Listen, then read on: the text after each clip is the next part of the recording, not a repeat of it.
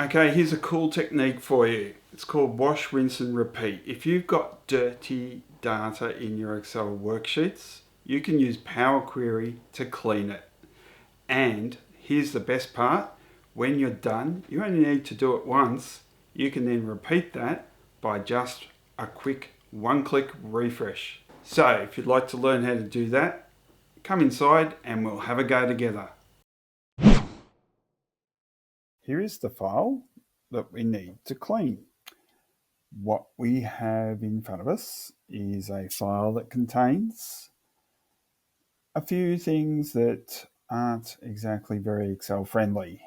And one of those is particularly these concatenated columns of data where we have a month of sales, Jan, Feb, March, where we should potentially have those months repeated down the columns with the sales numbers next to them. So what we have here is an already pivoted table that we need to unpivot, but it's not the whole table. So it would, in this case, if we were to try and go ahead with it, create all sorts of problems by trying to analyze the data in the structure that it's in. Now, we also need to ensure that we get rid of all these null values and just leave us with our sales results. A final thing we need to fix is to have a local date format applied here instead of what we have, which is month, day, year. We need to convert that to the one that we want to use, which is day, month, year. So they're the tasks at hand, and the thing that's going to help us is Power Query. So let's get some order into this spreadsheet. But first, we need to do one quick thing, and that is convert it to an Excel table. The quickest way is using the shortcut Control T. When we hit Control T, it automatically detects the entire data range. You can see it's going way down to row 1045, and it's also detected my headers, my headings for each column. So when I click OK, that will now be applied as a table, and we'll give it a proper name. Now, for my spreadsheet work, I like to have the name of the object first, an abbreviation, in this case, TBL for table, so that when we create objects throughout our workbooks, we don't want to confuse the objects that are similarly named with the wrong things. So by seeing this TBL in, say, Navigator or in some sort of pick list, I will know that it is a table. So TBL, sales, data, and I'll call this raw because we haven't done anything to it. All right, so that's now named. It's a table. We can now bring that into Power Query to start work on it. So let's go, shall we? Let's click Data. And we can use the Get Data, but we'll just use the shortcut tool here from a table or range. And that's now going to be brought into the Power Query editor. And that will allow us to now go ahead with our three little tasks. Let me draw your attention to a few things before we start. Firstly, we have some tabs. We have some tools in a ribbon, like so. And we have our data being displayed here in the major part of the workbook-like environment. And the name of our query that we're querying right now, and an mdata row of what each of these steps is doing. So mdata, or M, is the language, the code for creating table actions. Now, the steps that we can take can be done by typing in M code or by simply, as we're doing now, in effect, recording that. So basically, all of these steps are being programmed. And why programmed? Well, we can repeat it over and over again like any other program. But this time it's steps taken against data in columns and rows. So let's do our next action, which will be we're going to change the date for this one. Now, before I launch into that though, I'd just like to highlight a couple of things. You can see just up here next to every column name, we've got a little symbol, and that tells you what data type you're dealing with. So over here, we have text, date formats, and numbers. So keep in mind, looking at those, they can also offer some clues if the data that you bring in has some issues because it's in text as opposed to a numerical number format. Let's click on our column heading for sale date, and if we right click it, we get some good options to have a play with. And as we were talking about data types, we're going to change this data type away from a date time at the moment. But remember, the issue we had was it was reversing month and day. So we want it to show day, month, year. And that's the locale that I'm currently in, that I wish to say, show me it as per my computer settings, if you like.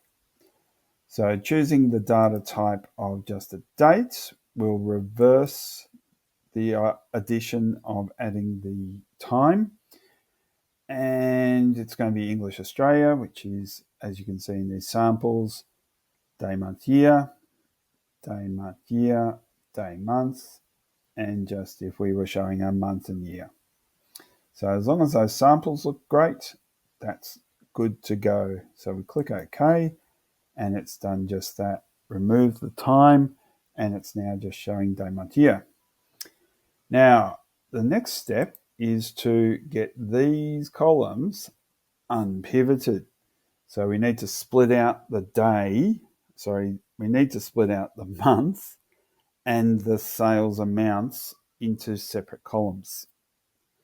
But repeating those, particularly the months, where we have numbers down the column for sales. So that would be a lot of work to do manually. Watch this. So by selecting these first two columns, I'm going to set those as the base that these will unpivot to. What it's going to do is find the January sales and match it with the appropriate sale date. So let's transform this data by unpivoting it. From the Transform tab, we have Unpivot Columns. Now, the option that will drop down, you can see this one applies to our current scenario where we're going to unpivot the other columns to the ones that we have selected. And therefore, those unpivoted columns data will match in with the flat data that we have already. So as soon as I choose that, voila, how quick was that? Now, can you imagine doing that yourself? That would take you some time. And here it is, all getting recorded alongside the other steps that have already been taken. Our little program, if you remember. Now, it has done a couple of things. It's added a new column or two, but it's also added this word sales next to all of our months.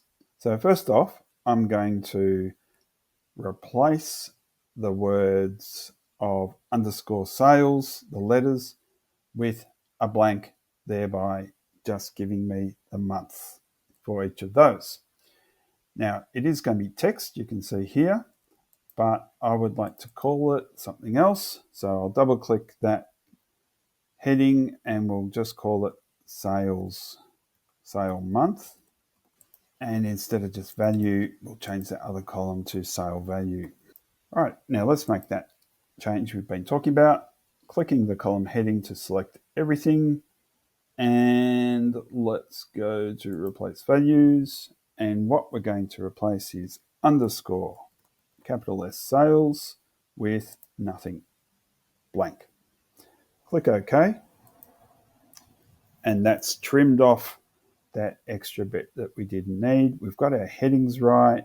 We've got our dates right. Everything seems to match. So January sale, February sale, March sale, all looking good.